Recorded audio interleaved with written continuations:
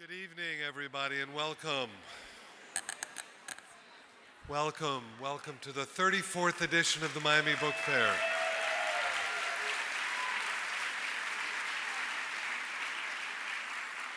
I'm Mitchell Kaplan. I want to welcome you on behalf of everybody dealing with the Miami Book Fair, not least of which is something that I say all the time, and that this book fair is Miami-Dade College's gift to all of us. So let's give Miami-Dade College a gigantic round of applause.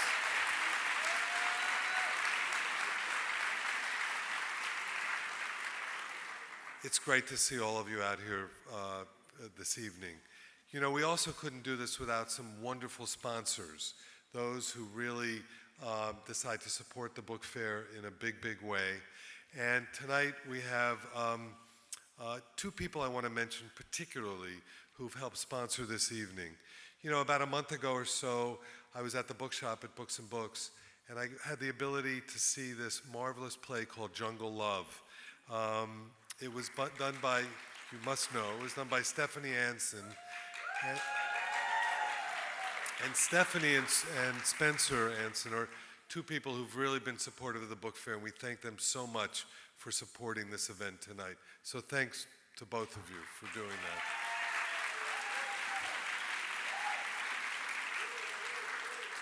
To introduce Patti tonight, it's also my pleasure to bring up another major sponsor of the fair, and that is Kimberly Green of the Green Family Foundation. So we want to thank Kimberly. Kimberly is a writer, a documentary filmmaker, a philanthropist, and under her leadership, the Green Family Foundation has spearheaded a variety of initiatives that have immeasurably impacted the lives of thousands of people across the world and in her native Miami. Ms. Green was awarded an honorary doctorate in public service from the College of Arts and Sciences, School of International and Public Affairs at FIU, and I hope you'll give her a very, very warm Miami Book Fair welcome. Kimberly Green.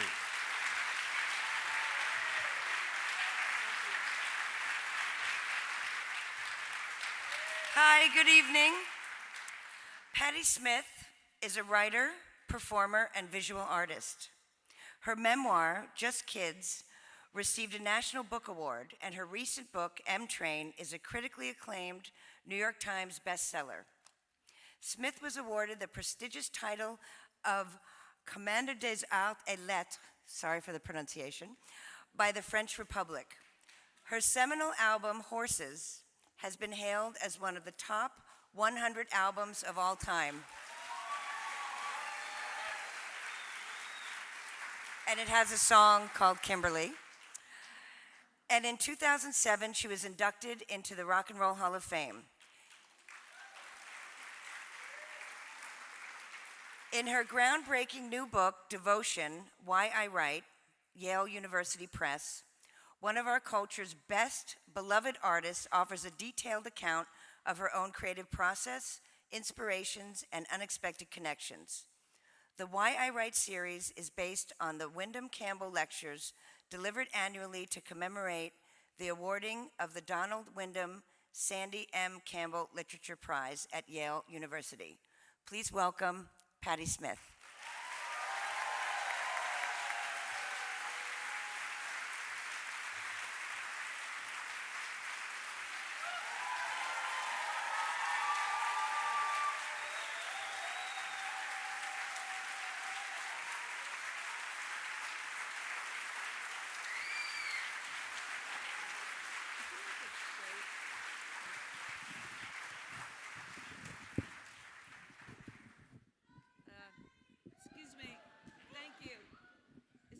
You can cut these lights.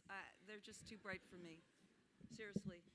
Okay. Thank you. Thanks a lot. Thanks. Thank you. Hi, everybody. So I'm really happy to be here at the Miami Book Fair. And I think I've been here before because I'm getting like a sense of déjà vu. So, I'm always happy to be anywhere where the theme is books. And so I thought that I would read a little something to begin this evening's program.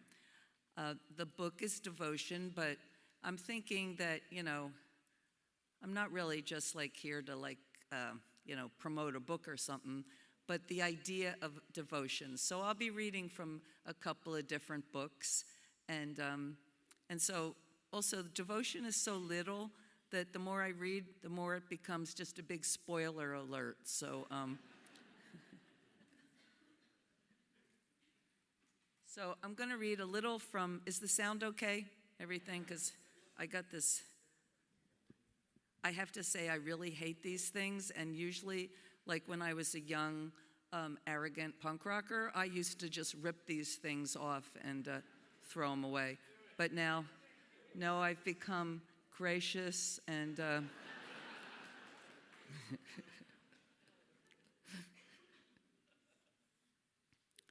okay. So I'm going to read a little thing about books.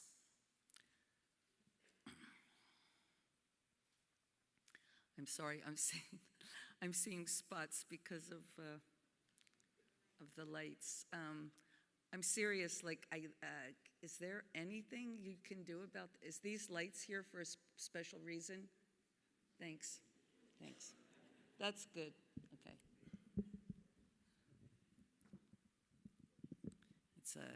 It might be an age-related thing, but in grade school, I was often scolded for not paying attention. I bet you couldn't possibly believe that, right? I suppose I was busy thinking about such things as, like what roots were, or attempting to untangle the mystery of an expanding network of seemingly unanswerable questions. The hill of beans equation, for instance. This occupied a fair portion of second grade. I was contemplating a problematic phrase in the story of Davy Crockett by Enid Meadowcroft, a must-have book for anyone's library. I wasn't supposed to be reading it, as it was a book for third graders, but I was drawn to it, so I went up to the third grader's bookcase and slipped it into my school bag and read it in secret.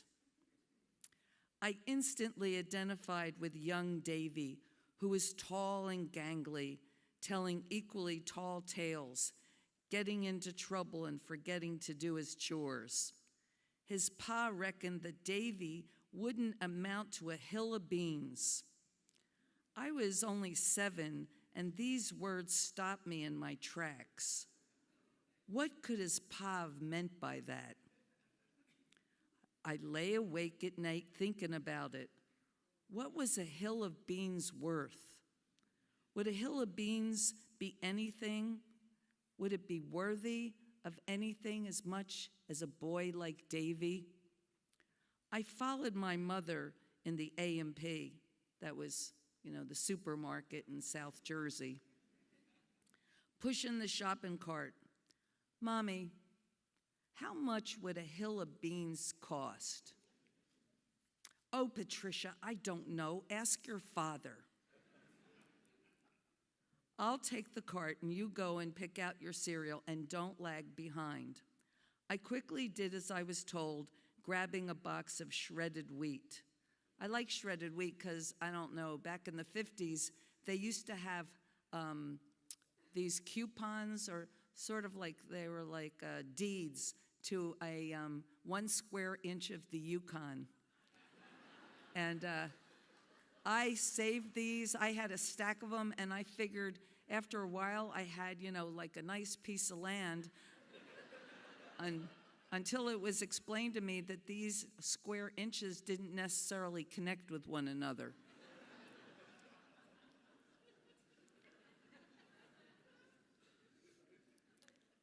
Then I was off to the dry goods aisle to check the price of beans. But I was confronted with a new dilemma. What kind of beans? black beans, kidney beans, fava beans, lima beans, green beans, navy beans, all kinds of beans, to say nothing of baked beans, magic beans, and coffee beans. In the end, I figured Davy Crockett was far beyond measuring, even by his pa. Despite any shortcomings, he labored hard to be of use, and he paid off all of his father's debts. I read and reread the forbidden book, following Davy down paths that set my mind in unanticipated directions. If I got lost along the way, I had a compass that I had found embedded in a pile of wet leaves I was kicking my way through. The compass was old and rusted, but it still worked, connecting the earth and the stars. It told me where I was standing and which way was west, but not where I was going and nothing of my worth.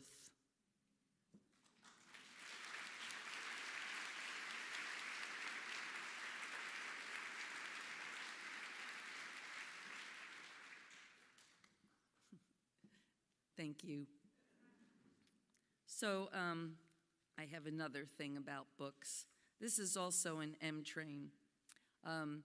M-Train has a lot of, I read most of M-Train in cafes and in one particular cafe.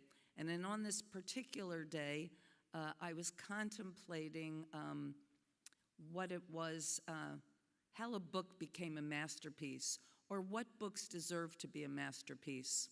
So I'll read you some of this contemplation. I would sit at my corner table reading, first of all, I had just discovered Murakami. I discovered Murakami by accident because I was really reading Henning Mankell. And I got obsessed with Henning Mankell, and I read everything. I'd go to the M section and look for more Henning Mankell, and because I love Kurt Wallander. And then I read everything else he wrote. But then I would keep going, and there would be nothing else. But next, right really close to Mankell, was Murakami. And I didn't really know anything about him, but one of his books looked interesting, so I got one of his books. And then I became, of course, that was my new obsession, was Murakami. And it was funny because I was writing a book called M-Train, so I guess the M section became very important. In fact, when I ran out of Murakami, then I discovered Patrick Modiano, so.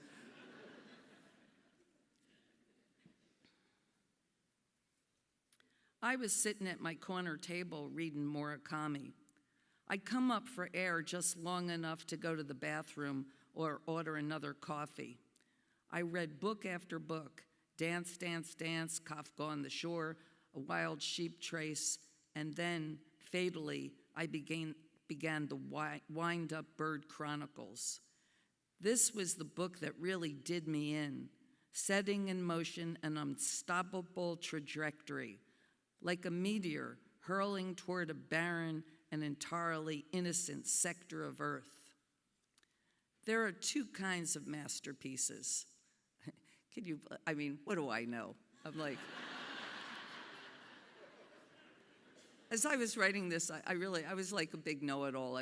There are two kinds of masterpieces. All right, let's see what she has to say here.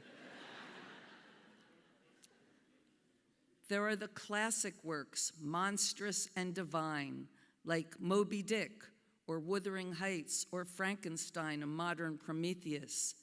And then there is the type wherein the writer seems to infuse living energy into words as the reader is spun, wrung, and hung out to dry.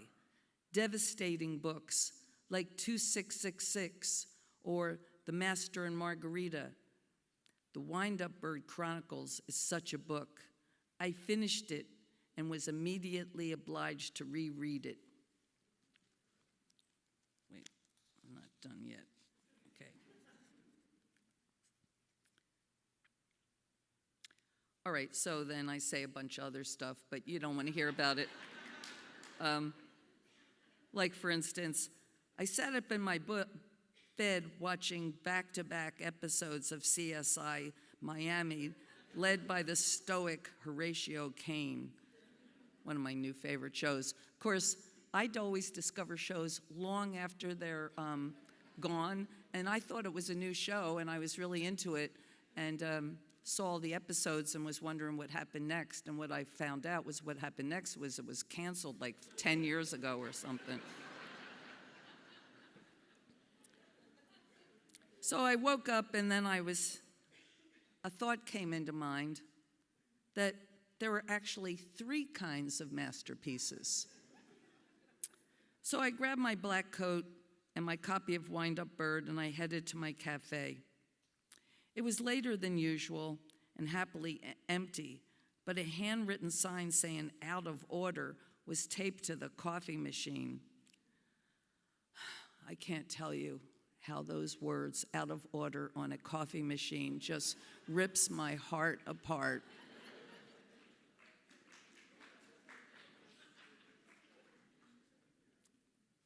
Anyway, I started making these lists of possible. I decided to make lists, and then I had like 3 different sheets of paper and said, okay, what are the first kind of masterpieces, and then what are the second kind of masterpieces, and what are the third masterpieces? As you can see, I'm a senior citizen. I don't have a steady job, so I have a lot of time on my hands to, lists, a laundry list, then a list of lists, and then lists that were actually retrieved from the laundry. Like you make a list, a laundry list, and then you leave it in your pocket, and then you do the laundry, and then you wash and dry the clothes, and you pull them out of the tumbler, and the list is, well, you know what I'm saying. Yes, sir. So I decided to do another list that might not be masterpieces, but some of the best books I ever read. So I wrote down A Dog of Flanders, The Prince and the Pauper, The Bluebird, 5 Little Peppers and How They Grew, Little Women, A Tree Grows in Brooklyn, Through the Looking Glass. And then I remembered The Glass Bead Game. Now, what kind of masterpiece would that be? Then I heard a voice in my head, Lolita, don't forget Lolita. Yes, I had to add Lolita, an American classic penned by a Russian, right up there with The Scarlet Letter. Suddenly, the new girl at the cafe came up to me. Someone is coming to fix the machine. Well, that's good, but there's not going to be any coffee for several hours. Okay. What are you writing? She said. I looked up at her and looked down at my lists. I had absolutely no idea.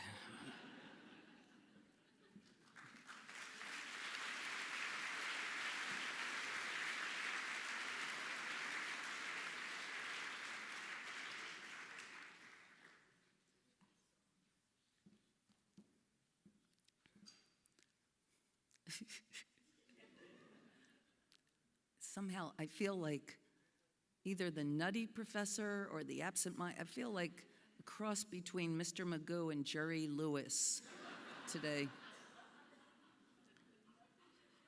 I don't know exactly what happened, but it was a beautiful day today. I have to say the Miami sky is so beautiful.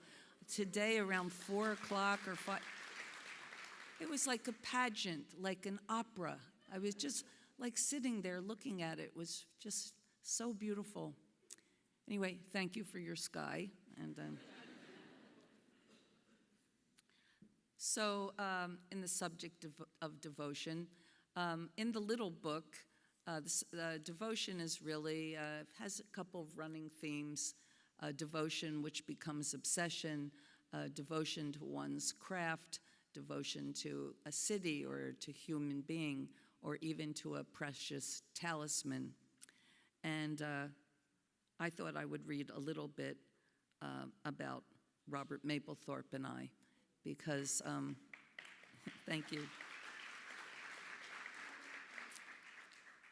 So I met Robert in 1967 in the Summer of Love, and this part of the book tells how when Robert and I met, we our first night we spent together, we spent walking around the streets till about 2 or 3 in the morning talking, and we finally got up the nerve to ask each other if we could stay with each other, because both of us were homeless at the time. So we found a place to stay that night and then became inseparable, and then we got our own little place to live, and this tells a little about that.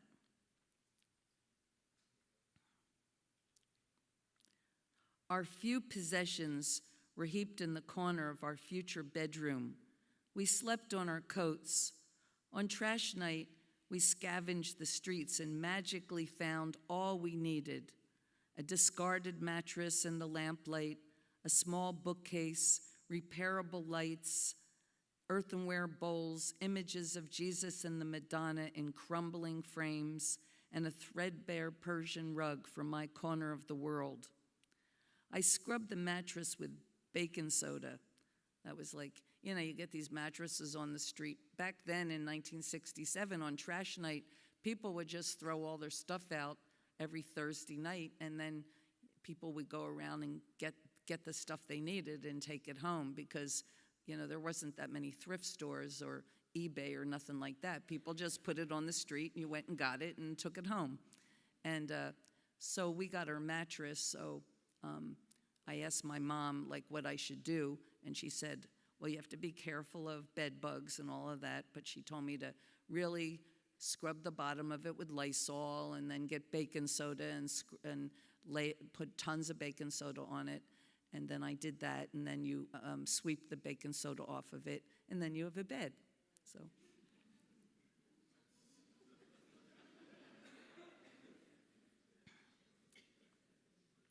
My treasured objects were mingled with the laundry.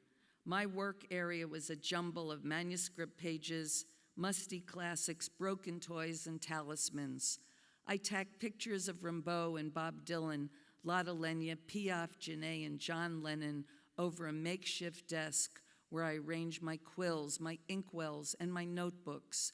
It was my monastic mess. We hadn't any money, but we were happy. We had our work, and we had one another. We didn't have money to go to concerts or movies or to buy new records, but we played the ones we had over and over. We listened to my records, Madame Butterfly. We actually didn't listen to that one too much. I listened to it when Robert was out. A Love Supreme, Between the Buttons, Joan Baez, and Blonde on Blonde. And Robert introduced me to his favorites, Vanilla Fudge. I mean, really, Vanilla Fudge versus Madame Butterfly. When he played Vanilla Fudge, I took a powder myself, so. Tim Buckley, Tim Hardin, and the history of Motown, which provided the backdrop for our nights of communal joy. So we play the songs and history of Motown, and we dance. And, you know, Robert was from Long Island, and dance-wise, they're just... And I'm from South Jersey, which has some of the best dancers in all of America, so...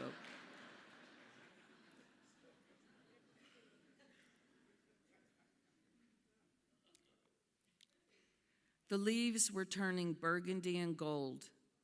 There were carved pumpkins on the stoops of the brownstones on Clinton Avenue. We took walks at night.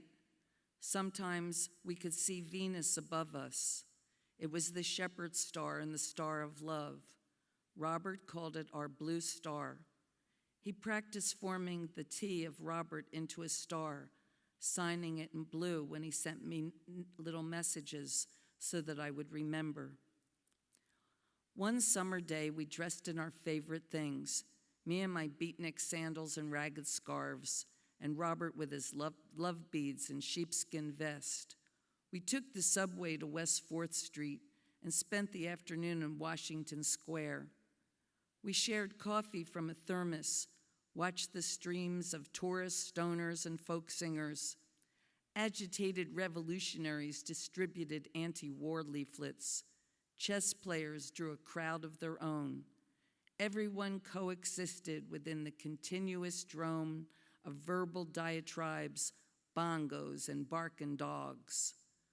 We were walking toward the fountain, the epicenter of activity, when an older couple stopped and openly observed us. Robert enjoyed being noticed, and he affectionately squeezed my hand. "Oh, take their pictures," said the woman to her bemused husband. "I think they're artists." Go on, he shrugged. "They're just kids."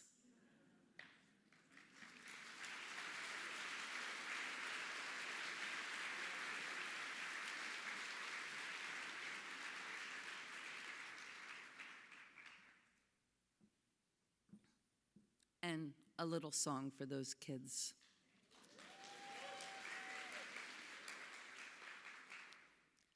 I was a wing in heaven blue, on the ocean, soared in the rain, and I was free. I needed nobody. It was beautiful. It was beautiful. I was a pawn, couldn't make a move, couldn't go nowhere, no future at all. Yet I was free. I needed nobody. It was beautiful. It was beautiful. And if there's one thing could do for you, you'd be a wing in heaven blue. I was a vision in another eye, and I saw nothing, no future at all. Yet I was free. I needed nobody. It was beautiful. It was beautiful. And if there's one thing could do for you, you'd be a wing in heaven blue. And if there's one thing could do for you, you'd be a wing in heaven blue.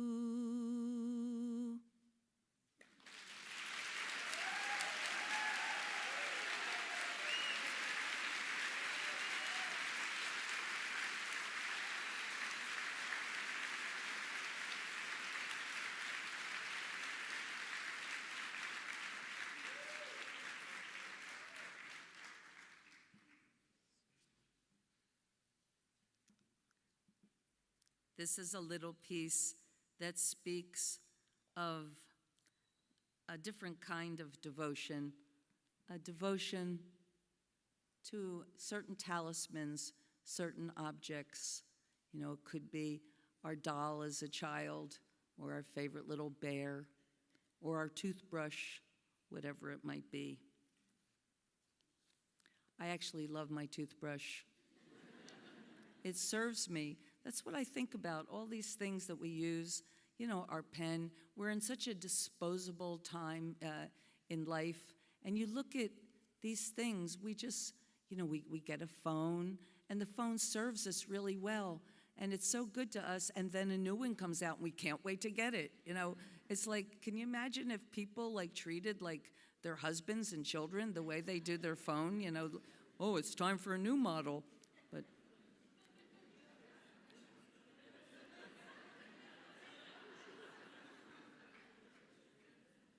I had a black coat. A poet gave it to me some years ago on my 57th birthday. It had been his, an ill-fitting, unlined, comme des garçons overcoat that I secretly coveted. On the morning of my birthday, he told me he had no gift for me. "I don't need a gift," I said, but I want to give you something. You can have whatever you wish for. Then I would like your black coat, I said. And he smiled and gave it to me without hesitation or regret. Every time I put it on, I felt like myself. The moths liked it as well, and it was riddled with small holes along the hem, but I didn't mind. The pockets had come unstitched at the seam, and I lost everything I absent-mindedly slipped into their holy caves. Every morning I got up. I put on my black coat and my watch cap, grabbed my pen and notebook, and headed across the avenue to my cafe. I loved my coat, and I loved my morning routine. It was the clearest and simplest expression of my solitary identity. But in the current run of harsh weather, I favored another coat for a while to keep me warm and protect me from the wind. My black coat, more suitable for spring and fall, fell from my consciousness, and in this relatively short span, it disappeared. My black coat gone, vanished like the precious league ring that disappeared from the finger of the faulty believer in Hermann Hesse's The Journey to the East. I continued to search everywhere in vain, hoping it would appear like dust motes illuminated by sudden light. Then ashamedly, within my childish mourning, I thought of Bruno Schultz, trapped in the Jewish ghetto in Poland, furtively handing over the one precious thing he had left to give mankind, the manuscript of the Messiah, the last work of Bruno Schultz, drawn into the swill of World War II and lost forever beyond all grasp. Lost things, they claw through the membranes, attempting to summon our attention through an indecipherable mayday. Words tumble in helpless disorder. The dead speak. We have forgotten how to listen. Have you seen my coat? It is black and absent of detail, with frayed sleeves and a tattered hem. Have you seen my coat? It is the dead speak coat.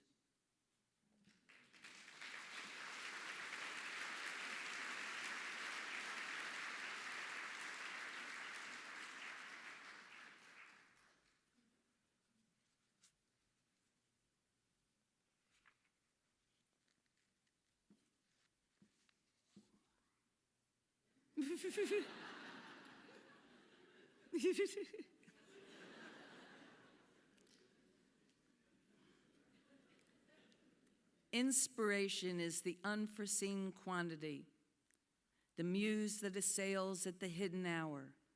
The arrows fly, and one is unaware of being struck, and that a host of unrelated catalysts have joined clandestinely to form a system of its own, rendering one with the vibrations of an incurable disease, a burning imagination, at once unholy and divine.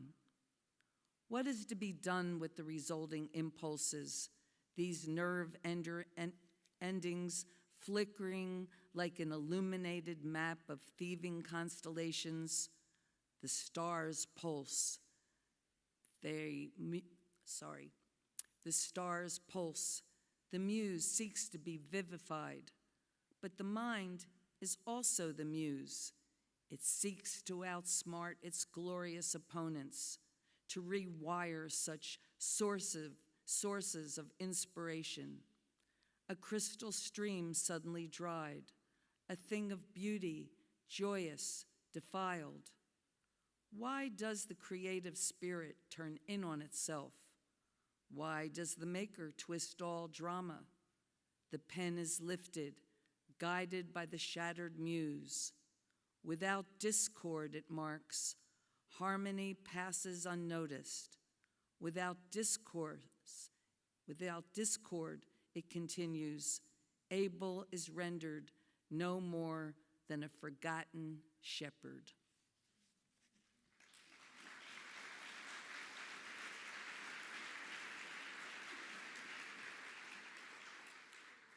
Sorry, I fumbled on that. It's a lot of big vocabulary words. I mean, I read them, but I don't necessarily speak them.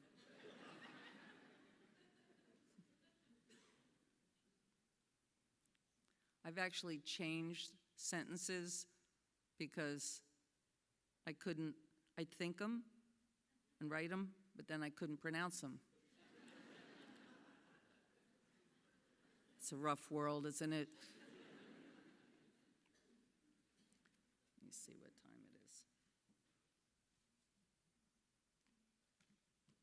Oh, well, for a minute, let's go to switch gears here.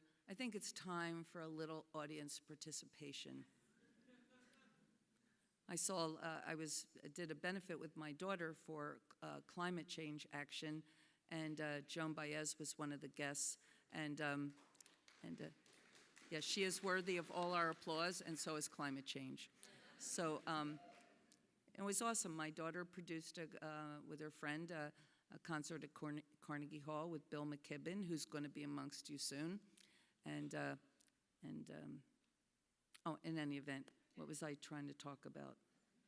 I had a reason. Oh, audience participation. Thank you. Oh my gosh, a terrible senior moment there. I forgot exactly.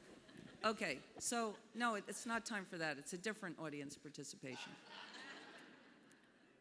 I mean, I think they want to do a Q&A, but maybe we will. Maybe we won't have enough time, or maybe we will. But this is a different one, because I was watching Joan Baez and people singing with her, and I thought, so you don't really have to sing if you don't want to, but maybe spontaneously you'll break out into song, and it'll be beautiful.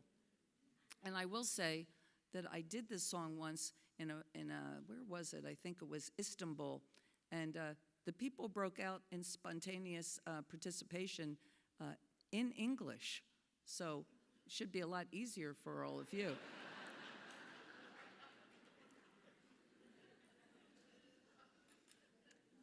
So what does this have to do with this evening? Well, it has a lot to do with devotion.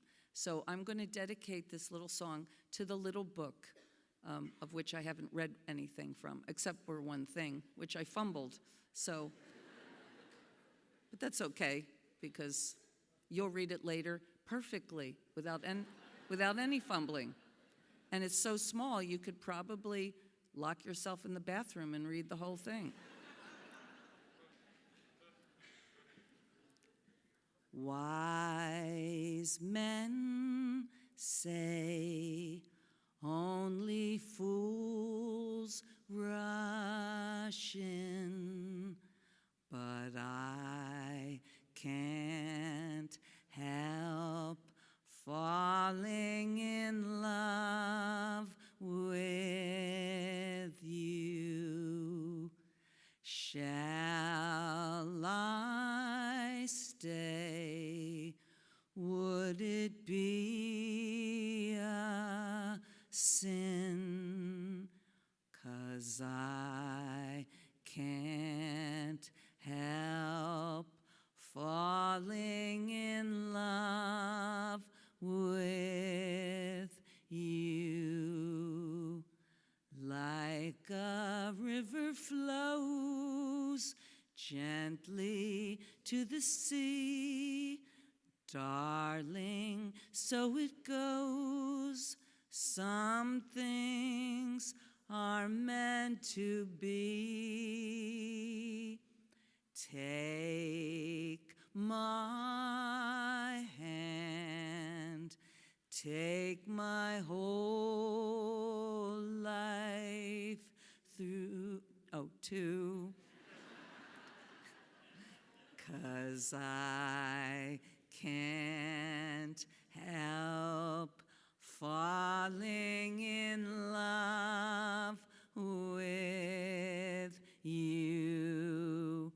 'Cause I can't help falling in love with you.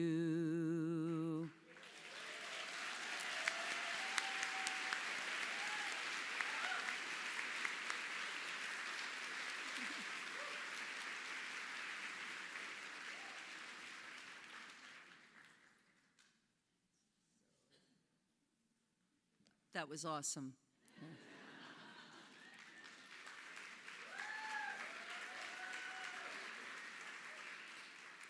You know, I never used the term awesome. I thought it was sort of stupid when people did. But then I watched Chris Farley a bunch of times. And you know how Chris Farley would always, he'd like pretend he was being an interviewer, and Paul McCartney would be on, and he'd say, remember when you wrote yesterday? And then Paul goes, yes? And then Chris Farley goes, that was awesome. And after that, I became addicted to the word awesome. And now I overuse it. But I don't really, because everything that I say is awesome, really is.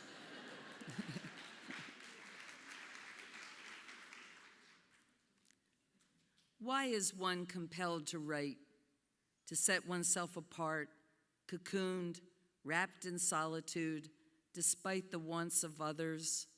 Virginia Woolf had her room, Proust his shuttered windows, Margarita Duras her muted house, Dylan Thomas his modest shed, all seeking an emptiness to imbue with words, the words that will penetrate virgin territory, crack unclaimed combinations, articulate the infinite, the words that formed Lolita, the lovers, Our Lady of the Flowers. There are stacks of notebooks that speak of years of aborted efforts, deflated euphoria, a relentless pacing of the boards. We must write, engaging in a myriad of struggles, as if breaking in a willful fall. We must write, but not without consistent effort and a measure of sacrifice, to channel the future, to revisit childhood, and to rein in the follies and horrors of the imagination for a pulsating race of readers. Things are slow moving. There is a pencil stub in my pocket. What is the task? To compose a work that communicates on several levels, as in a parable, devoid of the stain of cleverness. What is the dream? To write something fine that would be better than I am, and that would justify my trials and indiscretions, and to offer proof through a scramble of words that God exists. Why do I write? My fingers, as a stylus, trace the question in the blank air, a familiar riddle posed since youth, withdrawing from play, comrades in the valley of love, girded with words, a beat outside. Why do we write? A chorus erupts, because we cannot simply live.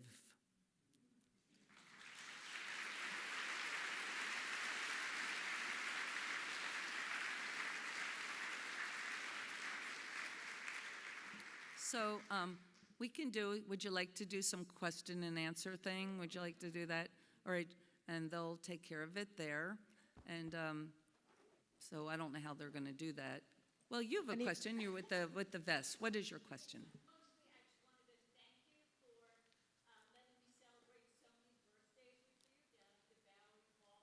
Was that Tony Shanahan?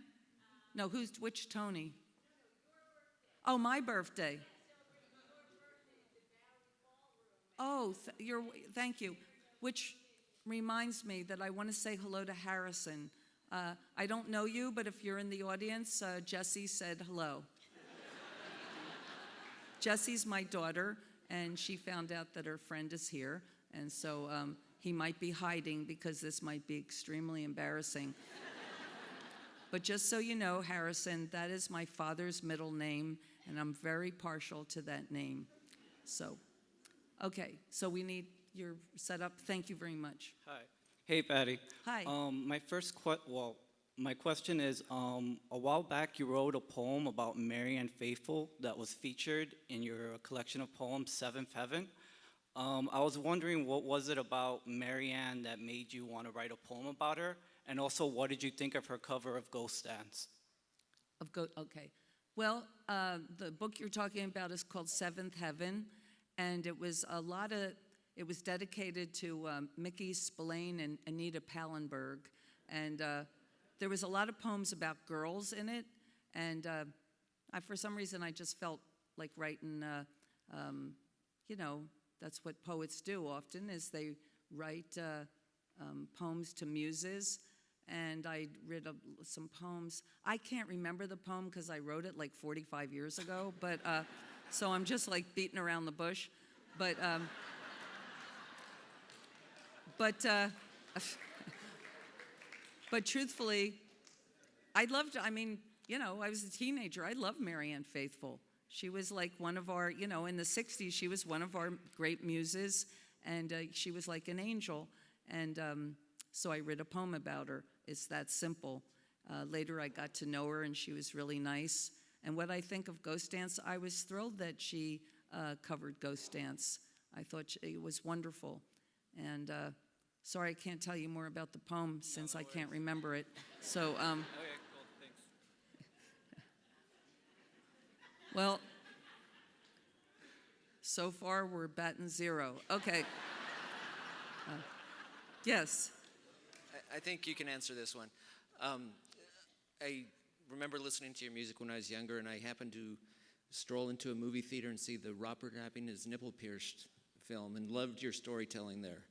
And reading the Just Kids book, I want to soak up your spirit here with the book, but reading the book, there's almost, because of your talent, it seems like that the eventual success you achieved was inevitable.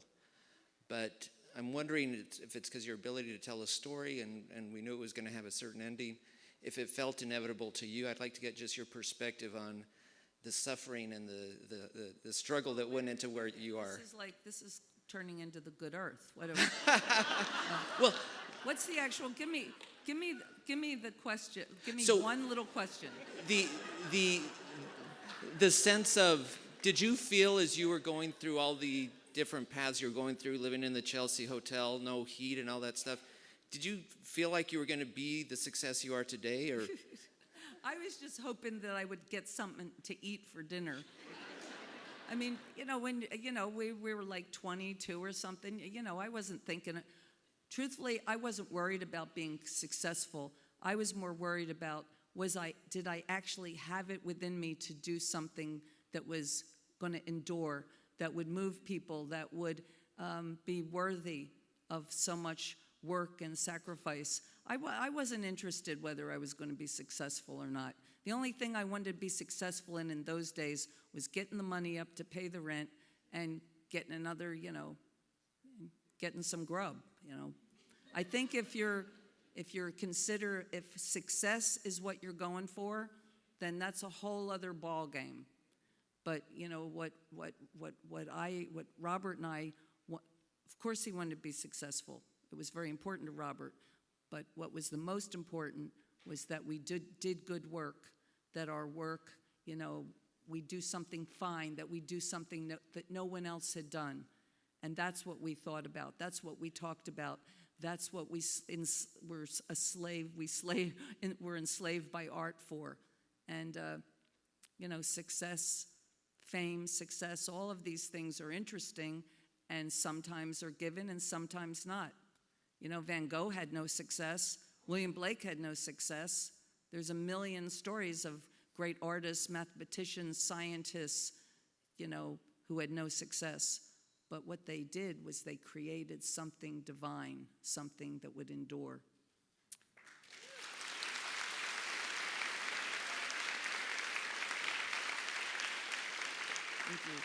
Thank you. Pearl Buck said that. So, yes. First of all, thank you for sharing your gifts with us. And I'd like to ask you, in an interview on NPR, you were talking about Just Kids, and you said that you thought it was important for people to realize that you were young, naive, and also you lived in a time that had magic. Do you still find magic in the world today? Well, I mean, I find magic just being alive seems magic to me. And of course, I find magic in the smallest things, in a cornflower, in my, in my daughter's smile. There's a million in a new book. But what I was saying in terms that it was important for people to remember we were young. Sometimes people look at an artist at a certain time in his life or what they're doing, and like I've read many things where people wrote about Arthur Rimbaud. He was writing poetry. He was 17 years old, writing such masterpiece poetry. But then biographers and all would say, look how he dressed, and he was such a smart aleck and such an arrogant, shithead. And he was 18 years old, for Christ's sakes. It's like we're Robert asked me to write the book because he wanted people to remember, that he was a human being and that he, had an evolution and that, his life had a story, not simply that he was successful, did very controversial photographs and died of AIDS. He wanted to be remembered as a human being. And this is what I attempted to do. And one of the things was I wanted people to see him as a young man, a boy, a boy who didn't want to be an artist, knew he was an artist. And the struggle, sacrifice, and work that he put into to bring his work to the world.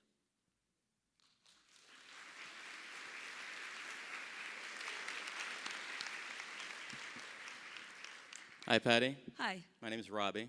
Hi. It's great to have you here again. The last time we stood here, we talked briefly about our favorite detective shows and about your brief appearance on The Killing. I'm still silently hoping that I'll see you on more TV and movies, but more urgently wondering if you're planning or have any notion of going on a music tour again. Well, a music tour? Like singing with a band.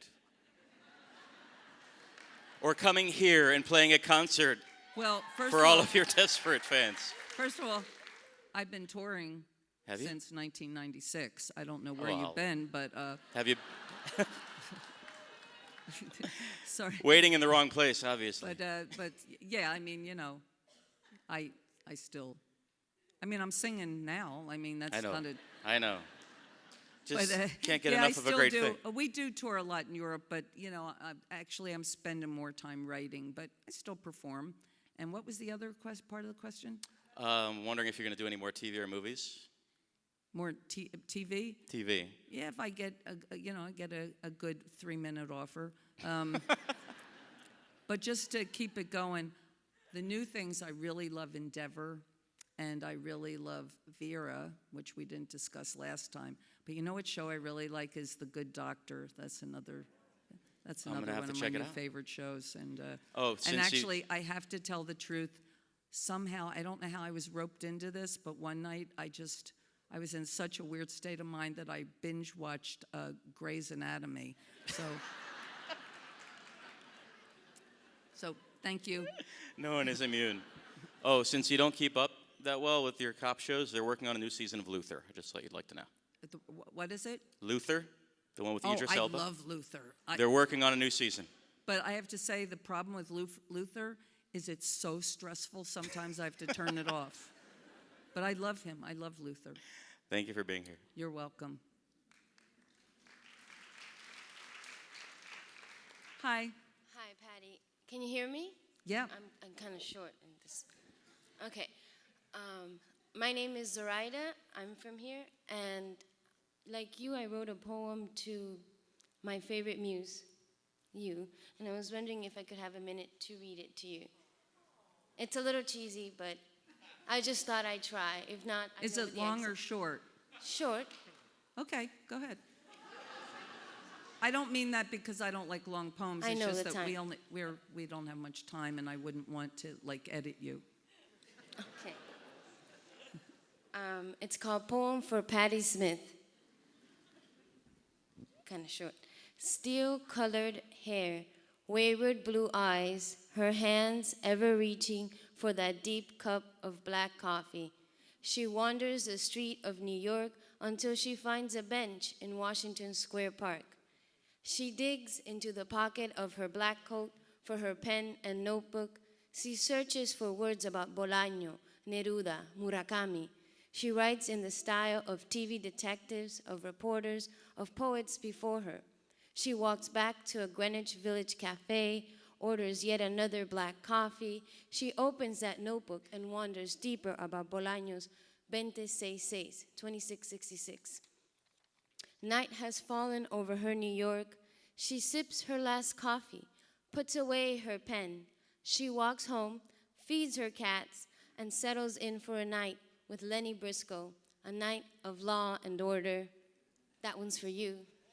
Thank you.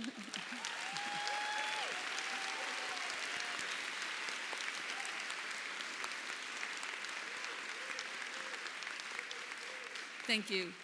That is Thank not you. only a poem, but a true story. I tried to Thanks a capture lot. you as much as I Thank you. can. Thank you so Thank much. you. My name is Zoraida Ziggy Pastor. Thank and you. I just love you and your work, and thank you very much. You're welcome. And so we see a little girl with a big voice. And good for you. Hi, Patti. Hi. Years ago in the village, there's a guy selling some bootleg tapes. So I looked him over and I see one that said Velvet Underground, Patti Smith. And I thought, I heard of them. So I took it home. And the first song on your side was Piss Factory. And it just floored me. And I wondered if you had any thoughts or feelings about that old song that you sung. Well, it's not really a song. I mean, it was Right. a poem, but I still do it sometimes. I mean, I don't know it by heart, you know, I just like, let's see how it says. 16 and time to pay off. I get a job in a piss factory inspecting pipe. $40 a week, but it's a paycheck, Jack. Sorry, I can't remember any of it. But yeah, I still do it, but I have to read it.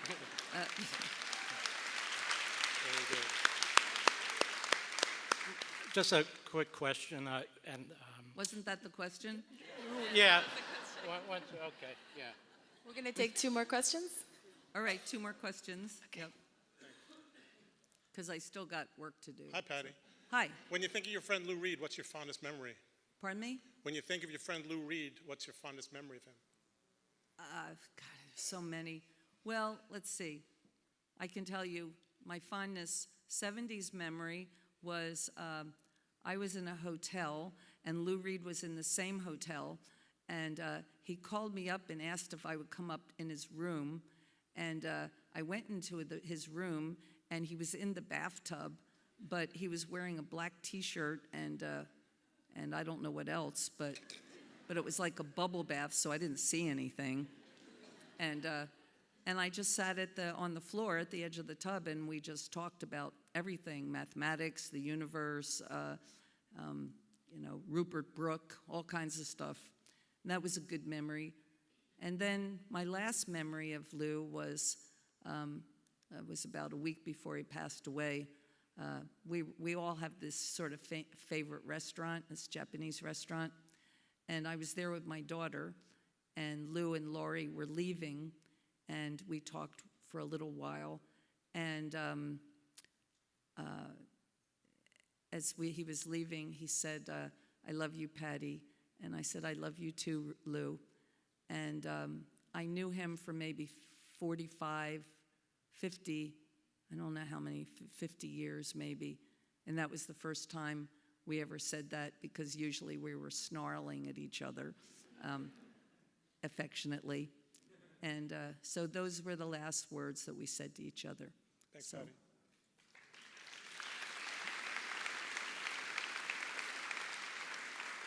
Hi, Patti. It's a pleasure to meet you. I'm 22, and I'm studying art right now, and I'm just wondering, when you were 22, what would you have wanted to hear, to tell yourself to keep that inspiration going and keep that, that suffering? What would you want to tell yourself when you were 22? That's it. You know what? When I was 22, I I just wanted, first of all, I had a job. I worked in a bookstore, and I loved my job. And, we were really struggling at 22, Robert and I, and financially. And that was the big struggle. I didn't have any struggle finding inspiration. There was a million things to be inspired about. I mean, my main thing was to keep my energy up and don't get down, because sometimes the hours at the bookstore at Scribner's were long, and but at 22, no, you shouldn't have to get extra energy to be inspired. The whole Not so world much is before you, and even the world, though the world is pretty fucked up, and there's a lot of stuff going on that's really, really wrong. That's inspiration. If you can't be inspired to do art, be inspired to do something about our fucking world.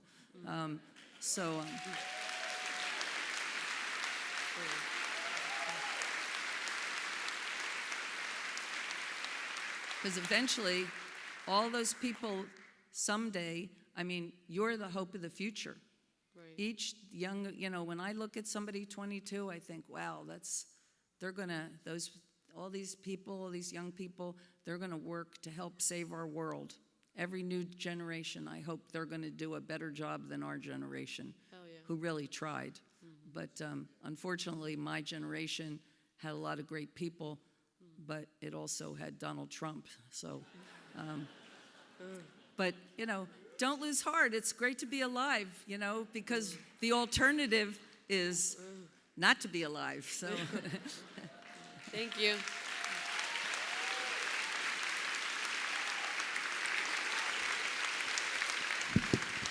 so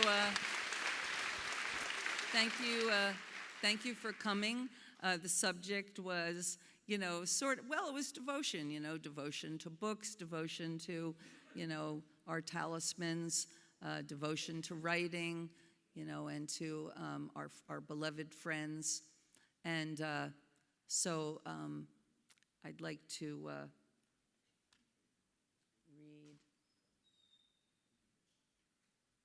A little thing.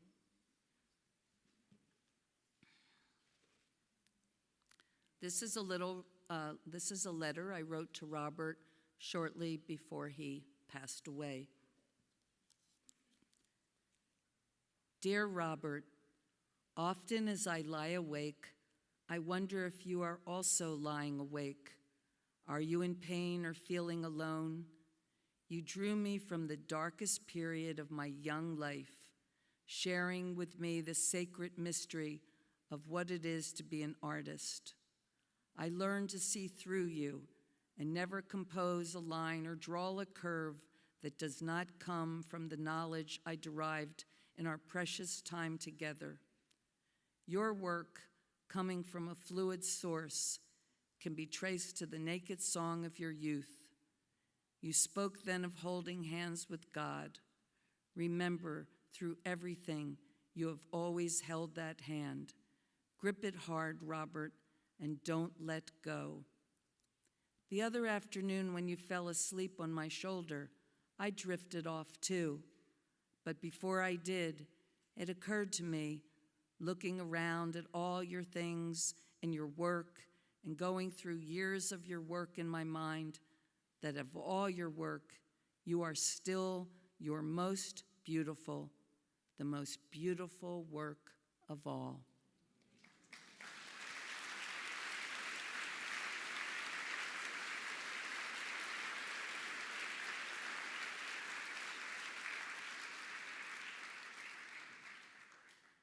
So the book is devotion, and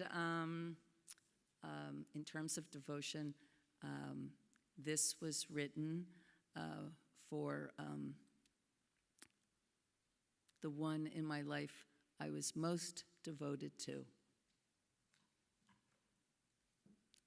Fred Sonic Smith.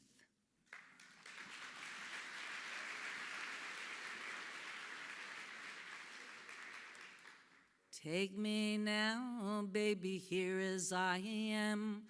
Pull me close, try and understand. Desire is hunger, is the fire I breathe.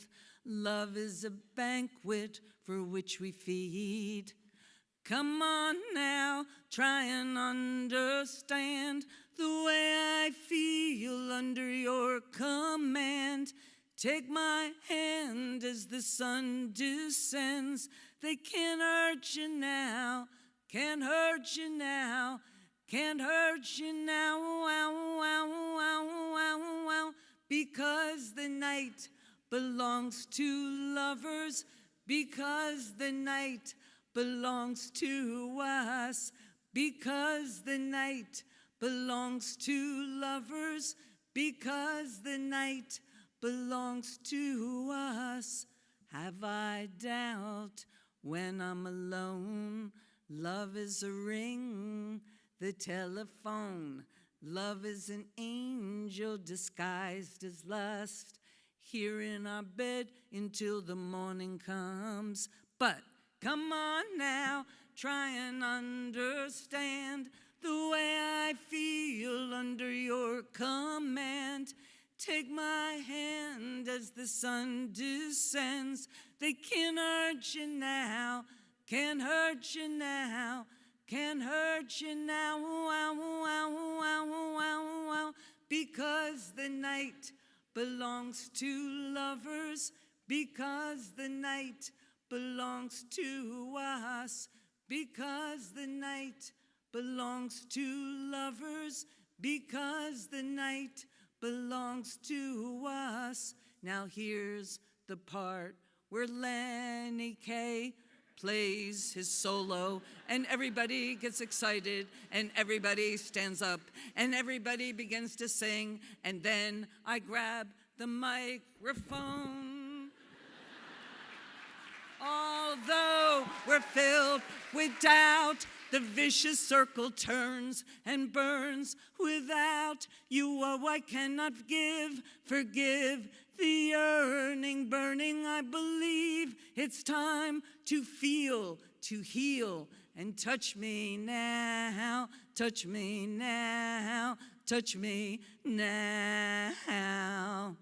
Hey, because the night belongs to lovers, because the night belongs to us, because the night belongs to lovers, because the night belongs to us, because we believe in the night we're lovers, because we believe in the night we trust, because the night belongs to lovers, because the night belongs to love.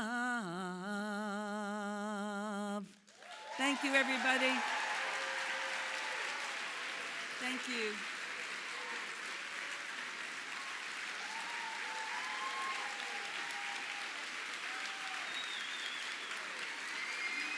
Thank you. Good night.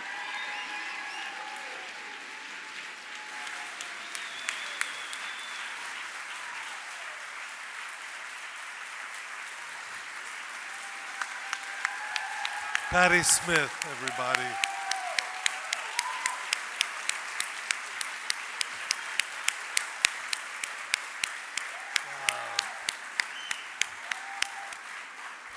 I think you'll agree that we will not soon forget this night.